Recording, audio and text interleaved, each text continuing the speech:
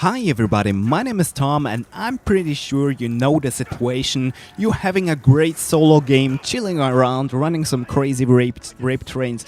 Everything is going fine and all of a sudden you go down and then you are there without a jack in maybe a tricky train. Maybe your setup is not that good and you should somehow survive that, which is not working. And 1 minute after your first down, or even less, in 30 seconds, you see the game over message. And this is very crappy because your game was just going awesome and so on. Yeah, that's very sad, very annoying when that happens, and it happens a lot.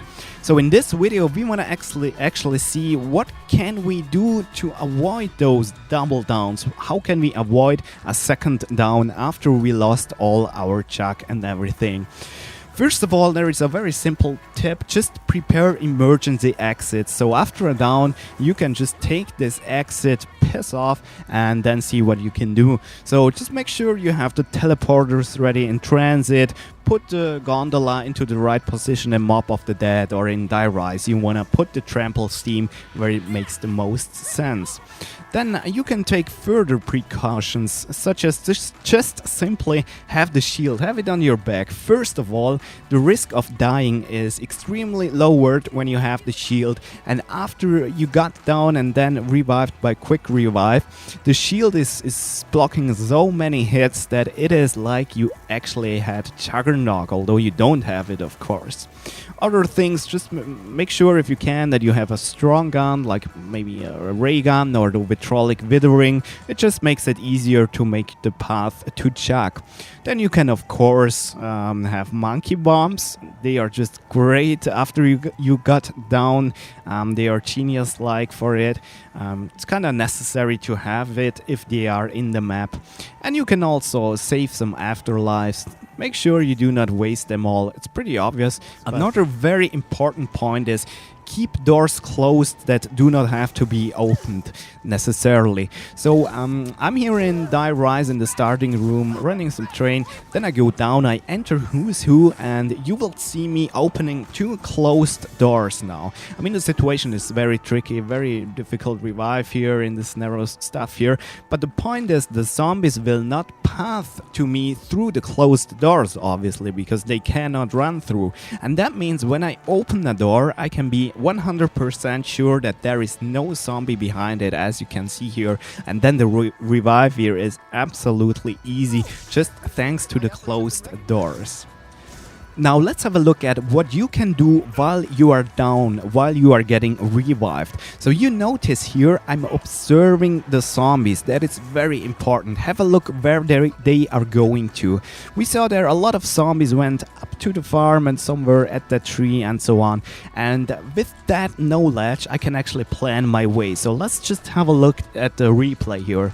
Lots of zombies are going up to the farm, so I will definitely not run to the farm. That would be a sure death. And I see those 2-3 zombies there at the tree, so I will not run to them. But I see a very big area that is free of zombies, and I can simply take that path. The zombies will now come to me from the tree and from the farm. I can easily dodge them all to the right, and now I kinda have my train already ready. You noticed that I did not kill a single zombie, and that is what we see here in the next cut. It is very important that you do not kill more than, I would say, like 3 or 4 zombies, because when you kill them they simply respawn, respectively new zombies then respawn, and it's very difficult to handle that. Let's say you kill the full train, then you get 24 zombies coming to you from like 10 different spawn points. But when you do not kill more than like 3 or 4 zombies, the zombies group up in like, say, 3 spots, and when you get back up they come to you from only 3 spots, and that is easier to handle than when the zombies come to you from 10 spots. So what you should do is only kill the ones that are in the path you actually want to take after you get back up.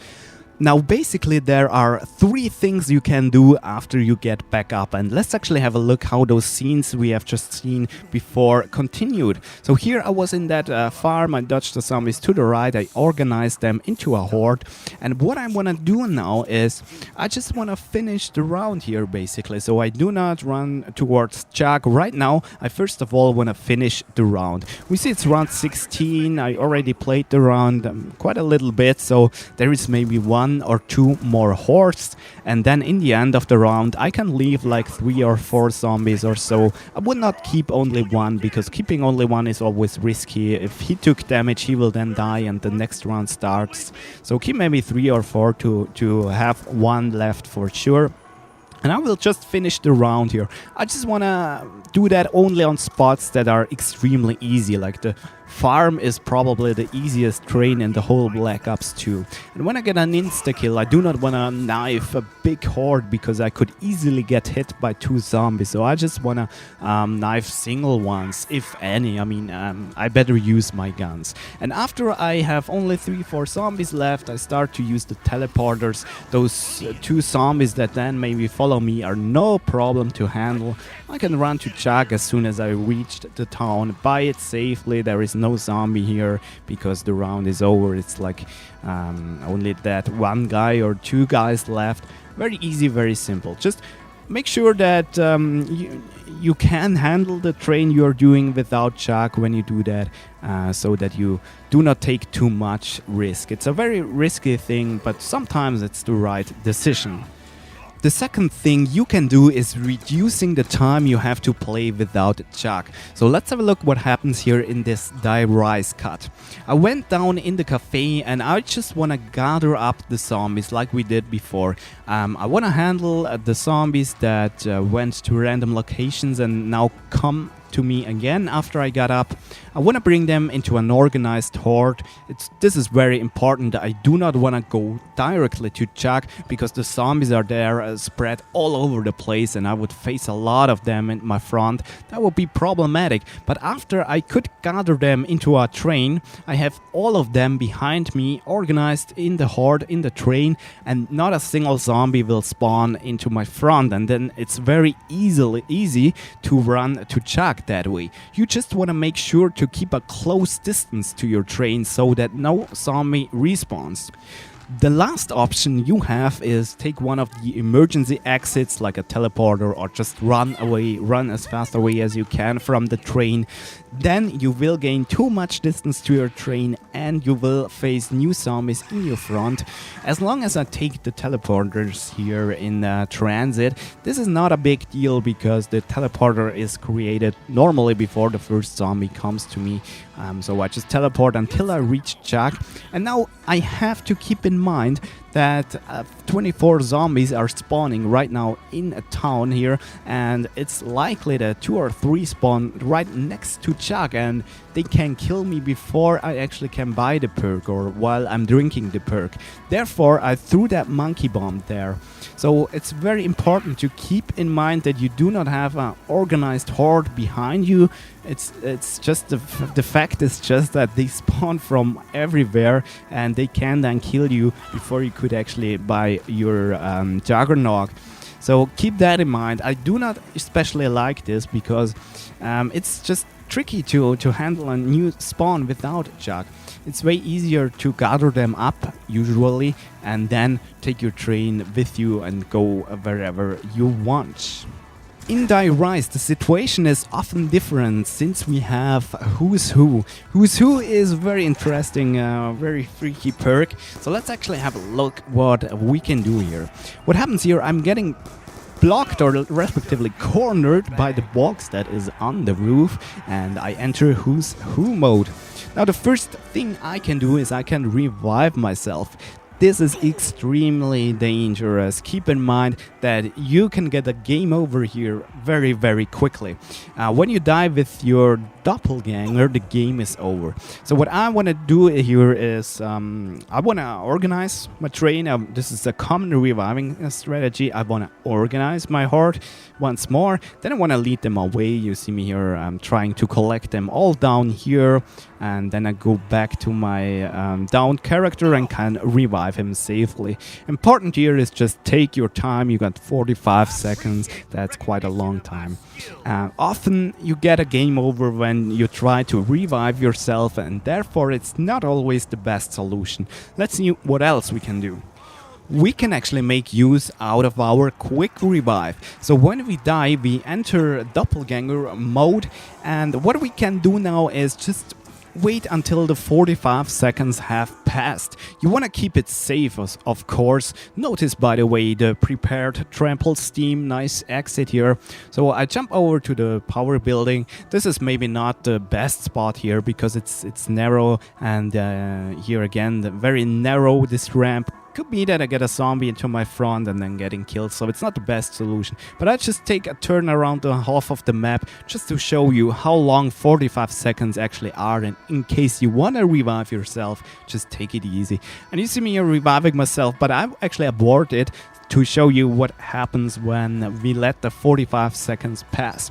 So our original Who actually has quick revive, and this simply takes place or takes effect when we let the 45 seconds of Who's Who pass. We lose Who's Who and quick revive, but we keep all the other perks. I don't know if this is a bug, maybe it is. The most important thing here is we keep our jug, and it's of course easy to go continue to play. So this might be a very good option to actually sacrifice the quick revive. It's very safe and easy to do. Last but not least, it's often cool to also let the 45 seconds pass when you do not have quick revive. What happens then is you lose everything, including guns and all that stuff, but the point is the game will continue, and when you try to revive yourself but fail with the revive, the game is over. So if you are in a very tricky spot, and if you are not sure if you can make the revive, it may be better just to go away, run away. You have to get your jug again. You have to get everything back. That is tricky to do, but you can use the common strategies as we have seen it. For example, I could actually gather up all the zombies here in the Buddha room. That would not be that difficult. I already buy a gun here because I know that I will lose everything, and it's something you can do. As said, the game continues. You have another chance to continue the game, to make it to a high round when you do that. Now, always think well about Who's Who, and if you really want to buy it, it can be very cool, but it can also be a curse. Just check the scene here. I'm not sure where exactly I am. I see zombies coming from there, and already one behind. Game over. Who's Who is not always a good thing. Now, there is something special you can kind of do, and this is you have time to throw a monkey bomb before entering Who's Who mode. So let's actually have a look at this cut right here. So right now I notice that I die, and I just click the Attack Nate button. It throws the monkey bomb, and I enter Who's Who, and the zombies are attracted by the monkey bomb. I'm just not sure if this is always cool, because you think you can now revive safely, but unfortunately the bomb explodes too early, so I'm not convinced of that strategy. I'll leave it up to you. After we talked about Die Rise, let's have a look at Mob of the Dead. First of all, it's very easy to handle downs, since you got kinda 3 chances. Doesn't matter when you get one of those double downs. The game is not over directly, and indeed I get one of these precious double downs here. But the point is, there are the same rules for Mob of the Dead like for the other maps. You wanna check what the zombies do when you are down and when you are in Afterlife. You wanna check the area, where are the zombies. You can run around a bit, take your time, and you can look where is a safe path, which path do you wanna take. Then you do not want to shoot or zap or teleport too many zombies, only the ones that are just next to you. Because when you teleport them, they all go to random locations, and then you are attacked by zombies coming from all around you. This is more difficult than just keeping the zombies like in one specific location. So I got a very lucky dodge of that massive train there. And what I want to do now is, again, I want to keep a close distance to my train and just go down to Chuck and buy it. Of course, I want to actually kill the boss zombie there, always messing it right there. But yeah, I think this is definitely the best solution here. You keep the close distance to your train. That's very, very important. And I just want to repeat it once more. You can run around in Afterlife. You get quite a long time to have a look. Where are the zombies? Which path should I take? You can actually walk the path you want to take to test it or something like that. It's very easy actually, and mob after that to get back up. Just make sure not to waste your afterlives. This is very, very important. By the way, there is a very cool trick how you can avoid a down in advance. When you kind of, for example, wait for the gondola, which you shouldn't, you should prepare it. When you wait for the gondola, it's not there, you call it, and you are up there in the cell block there, and a lot of zombies are coming to you. You can simply enter Afterlife, and then you are invincible and stay in Afterlife, sing a song or so, and when the gondola is ready, you revive yourself and take the gondola. It's pretty cool. Alright, I hope you enjoyed this video. I know there were a lot of points and it's probably still not everything one could talk about avoiding double downs. I still hope you could profit by the video a little bit at least. And so long, have fun, see ya, bye.